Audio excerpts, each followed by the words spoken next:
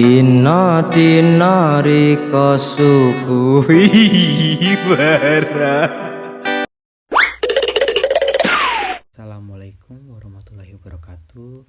Puji syukur kehadiran Allah Subhanahu wa taala atas berkat rahmat beliau sehingga kita sebagai mahasiswa masih diberikan kesempatan untuk melaksanakan kewajiban kita sebagai mahasiswa untuk belajar dan mendalami ilmu pengetahuan teknologi. Walaupun di kondisi seperti saat ini, kita berharap semoga pandemi COVID ini cepat berakhir agar kita dapat beraktivitas seperti normal lagi. Di sini saya akan menjelaskan materi tentang X-ray konvensional dan X-ray mobile. Sebelum saya menjelaskan materinya, izinkan saya untuk memperkenalkan nama saya dan rekan saya terlebih dahulu. Yang pertama itu ada Uswatun Hasanah dengan NIM 2019-301-0027. Selanjutnya itu saya sendiri Tira Nugraha Putra dengan NIM 2019-301-0075. Nah, di sini saya akan membahas mengenai X-ray konvensional. Jadi apa sih itu X-ray konvensional? Nah, jadi X-ray konvensional itu adalah pesawat sinar X yang digunakan untuk pemeriksaan radiografi untuk bagian kepala dan rahang menggunakan film radiografi khusus. Nah, jadi cara kerja dari X-ray ini pada saat pemeriksaan dilakukan, mesin akan mengirim gelombang. Nah, gelombang yang dikirimkan itu berbentuk gelombang elektromagnetik. Nah, jadi gelombang elektromagnetik itu secara singkat akan diserap ke tubuh pasien. Nah, pada tubuh pasien itu dia tuh akan diserap berbeda-beda nantinya, yang akan membuat hasil foto X-ray itu ya bisa berwarna putih, abu hingga hitam. Lanjut ya. Nah, di sini saya akan menjelaskan bagian blok diagram. Di sini saya akan menjelaskan bagian blok diagram dari X-ray konvensional secara singkat ya teman-teman. Jadi yang pertama itu ada autotrafo. Nah, apa sih itu autotrafo? Jadi autotrafo itu adalah sebuah autotransformer atau trafo elektrik yang hanya mempunyai sebuah lilitan. Nah, pada lilitan autotrafo ini biasanya itu ada dua lilitan teman-teman. Jadi yang pertama itu ada lilitan primer dan ada juga lilitan sekunder. Nah, jadi apa sih fungsi dari autotrafo ini? Nah, fungsi dari autotrafo pada rangkaian ini tuh untuk memindahkan daya listrik dari satu rangkaian ke rangkaian lainnya dengan cara menekan atau menurunkan tegangan. Selanjutnya itu ada rangkaian timer. Nah, rangkaian timer ini biasanya itu bekerja untuk mengontrol lamanya waktu pengoperasian atau penembakan sinar X-ray. Selanjutnya itu ada HTT teman-teman. Nah, apa sih itu HTT? Nah, HTT itu berfungsi untuk memberikan beda potensial pada tabung rentgen. HTT itu memberikan beda potensial antara anoda dan katoda pada tabung X-ray teman-teman. Jadi bagian-bagian dari HTT itu ya ada transformator, ada tegangan tinggi, ada trafo-filamen, ada penyara, dan ada oli juga. Nah, oli pada HTT itu biasanya itu sebagai pendingin. Selanjutnya itu ada trafo-filamen. Nah, apa sih itu trafo-filamen? Nah, trafo-filamen itu merupakan bagian dari HTT tadi, teman-teman. Selanjutnya itu ada X-ray tube atau biasanya kita sebut itu tabung X-ray. Nah, apa sih itu tabung X-ray? Nah, pada tabung X-ray ini terdapat dua bagian kutub. Nah, yang pertama itu ada kutub positif. Nah, kutub positif itu ada anoda dan kutub negatifnya itu ada katoda. Nah, biasanya pada katoda itu terdapat kawat filamen sebagai sumber elektron, teman-teman, dan dia tuh berfungsi untuk memfokuskan ke kap untuk mengarahkan berkas elektron ke targetnya. Nah, sedangkan pada anoda sendiri itu terdapat target tumbukan yang terbuat dari tungsten yang terhubung dengan motor. Nah, motor itu merupakan bagian dari kombinasi dari rotor dan stator. Itu merupakan penjelasan singkat mengenai blok diagram X-ray konvensional. Lanjut ya. Nah, di sini saya akan menjelaskan tentang bagian-bagian alat pada sinar pada X-ray konvensional maksudnya. Nah, yang pertama itu ada tabung sinar X. Nah, tabung sinar X itu pada tabung sinar X itu terdapat komponen-komponen yang sama dengan jenis pesawat sinar X lainnya. Itu ada kutub anoda, ada katoda, ada focusing cup juga. Di sini juga banyak sih, ada tungsten juga, ada ini juga, ada briefing juga, dan dan lain sebagainya ya teman-teman. Lanjut ya. Nah, di sini ada juga kalimator. Nah, apa sih itu kalimator? Nah, jadi kalimator itu merupakan komponen yang terpasang pada jendela tabung yang berfungsi untuk membatasi lapangan penyinaran agar bisa disesuaikan dengan luas objek dan juga sebagai titik sentrasi lapangan penyinaran, teman-teman.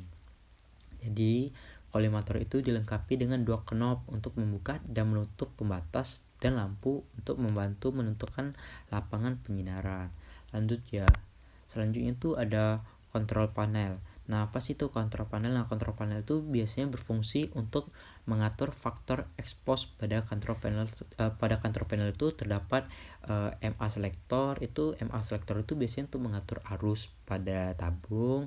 Terus ada KV itu kilowatt selector. Nah, itu tuh biasanya berfungsi untuk mengatur tegangan pada selektor juga. Terus ada tim selektor juga. Tim selektor itu untuk mengatur lamanya waktu penyinaran.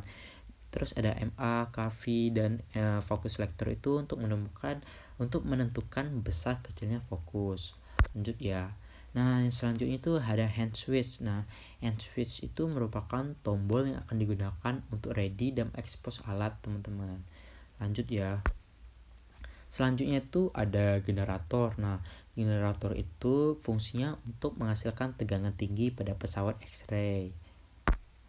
Nah, untuk rangkaian alat pada X-ray konvensional ini saya akan menjelaskan secara singkat saja ya, teman-teman. Awal mula itu berasal dari tegangan AC atau tegangan PLN yang biasanya kita sebut ya, teman-teman, yang kemudian berjalan dan masuk ke KV selektor. Nah, di sini. Nah, jadi pada di KV selektor itu terdapat dua bagian, teman-teman. KV selektor itu ada KV selektor mayor dan ada juga KV selektor minor.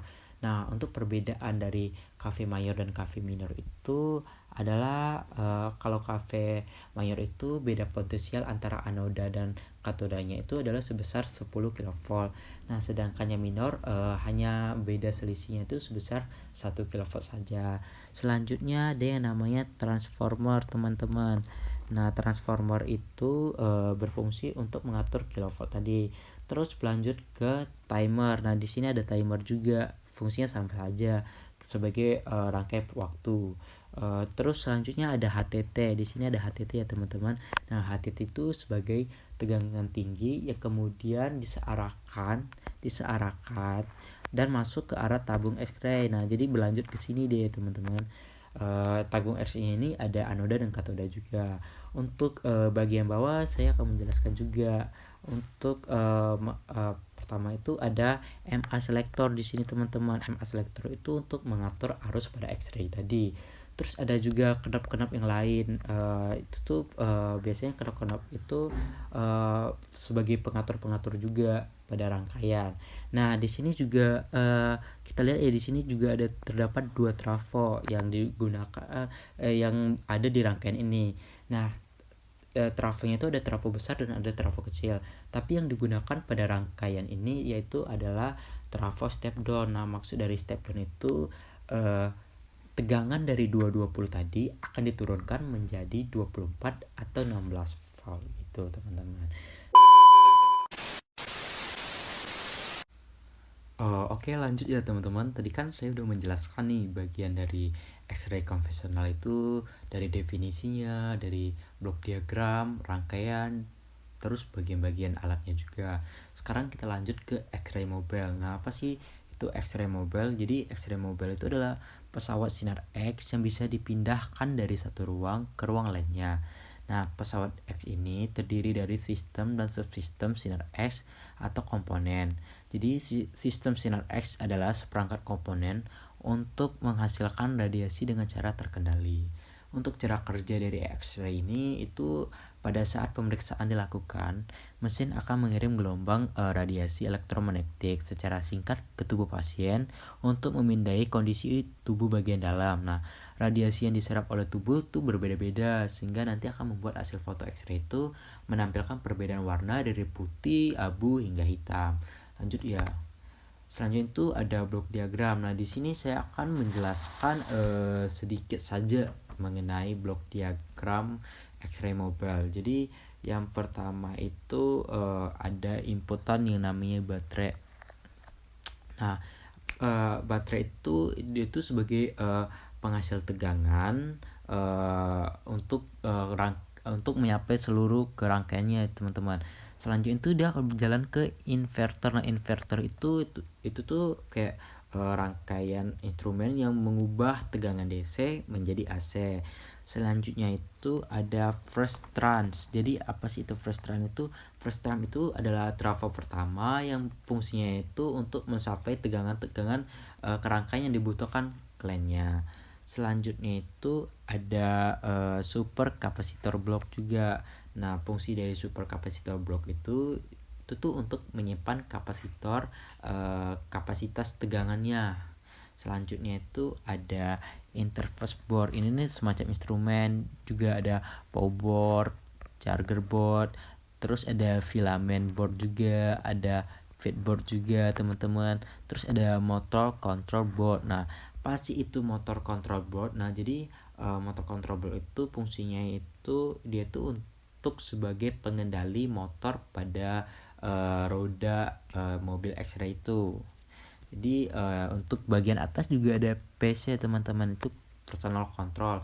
Terus ada juga control panel. Nah control panel itu sebagai monitornya juga ya. Terus ada HTT. Terus dia masuk ke tabung X-ray dan melanjut ke kolimator. Nah, itu merupakan penjelasan singkat saya mengenai blok diagram pada X-ray mobile. Lanjut ya. Selanjutnya itu saya akan menjelaskan tentang bagian-bagian alatnya. Pertama itu tabung sinar X, bagian pesawat yang menghasilkan sinar X. Tabung sinar X yang digunakan adalah jenis anoda yang bergerak. Selanjutnya itu ada kalimator. Nah, bagian ini digunakan untuk membatasi jumlah sinar X yang akan keluar pada waktu penyinaran dengan luas dari objek yang direntgen. Selanjutnya juga ada lengan penumpang. Nah, lengan penumpang itu merupakan bagian pesawat sinar X yang dapat diputar sehingga dapat disesuaikan dengan posisi dan jarak objek yang akan direntgen. Selanjutnya itu juga ada control panel juga. Fungsinya itu untuk mengatur faktor eksposi. Nah, pada control panel terdapat juga MA selector untuk mengatur arus, ada KV selector untuk mengatur tegangan, terus ada time selector untuk mengatur lamanya waktu penyinaran. Selanjutnya juga ada generator. Nah, generator itu fungsinya itu untuk menyampaikan tegangan tinggi ke tabung sinar X tadi. Terus juga ada hand switch di sini. Nah, hand switch itu sama kayak yang sebelumnya tadi, ya itu tombol yang akan digunakan untuk meready atau mengekspos alat. Ya, selanjutnya saya akan menjelaskan rangkaian alat. Nah, di sini saya akan menjelaskannya secara singkat saja. Yang pertama itu ada dioda yang akan disearahkan. Yang kemudian juga ada kapasitor. Nah, di sini kapasitor itu tujuannya itu di filter. Lalu ada pembangkit osilator juga. Terus masuk ke trafo juga ya. Trafo di sini trafo yang dipakai itu juga trafo step down. Nah, trafo step down itu tujuannya untuk memanaskan filamen. Kan syarat dari sinar X itu juga ada yang namanya pemanasan filamen ya teman-teman. Nah, untuk bagian atas sendiri juga sama sih. Pertama itu ada dioda juga sebagai penyeara juga. Terus ada kapasitor. Kapasitor ini untuk memfilter tegangan. Lalu juga ada pembangkit gelombang frekuensi tinggi.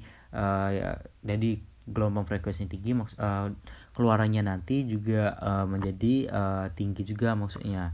Terus lalu ada step up juga. Ini tuh sebagai penaikan tegangan atau membesarkan tegangan. Lalu kemudian disearahkan oleh dioda, lanjut ke kapasitor juga, difilter lagi, lalu akan masuk ke X-ray tube. Nah, bagian dari kapasitor ini tadi dia juga tujuannya untuk meripel sinyal-sinyal teman-teman. Jadi itu merupakan penjelasan singkat mengenai rangkaian alat. Mungkin itu saja yang bisa saya sampaikan pada kesempatan ini. Mohon dimaklumi dan dimaafkan apabila dalam penyampaian materi, dalam isi video atau intro video, penutupan video itu masih kurang baik. Mohon dimaklumin. Saya juga masih proses belajar ya teman-teman.